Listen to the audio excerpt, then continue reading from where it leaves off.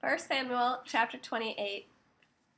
In due time, the Philistines assembled their armies for war against Israel.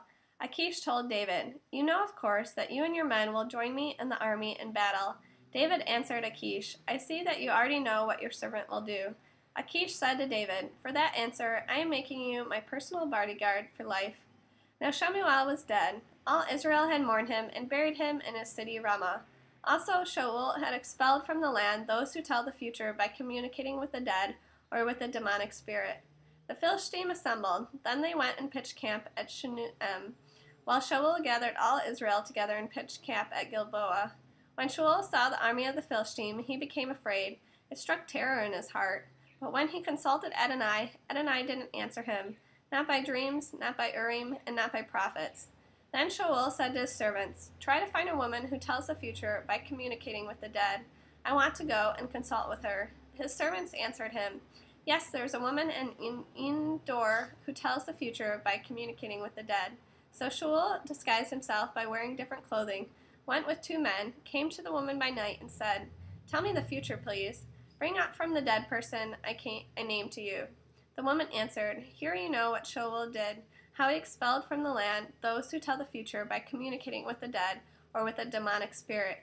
Why are you trying to entrap me into causing my own death?" But Shaul swore to her by Adonai, "As Adonai lives, you will not be punished for doing this." Then the woman asked, "Whom shall I bring up for you?"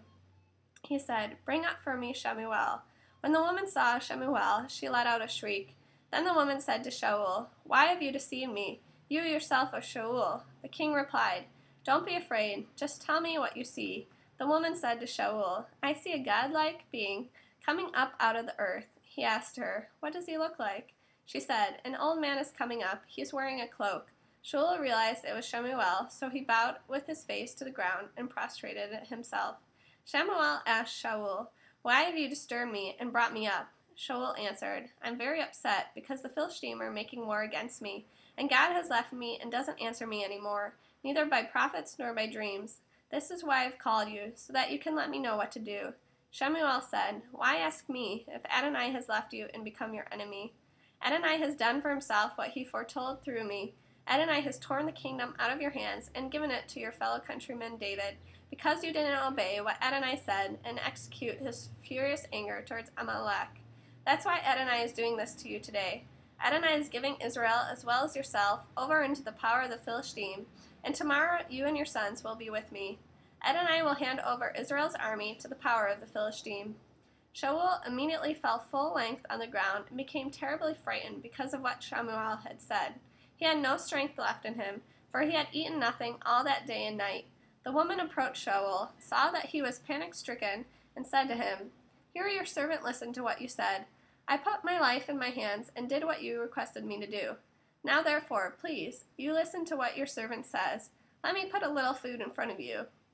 Then eat, so you will have some strength when you go on your way." But he refused and said, "I won't eat." Then his servants, together with the woman, urged him, and he heeded what they said. He got up off the ground and sat on the bed. The woman had a fattened calf in the house. She hurried to slaughter it. Then she took flour, kneaded it, and baked matzah with it. She served it to Shaul and his servants, and they ate.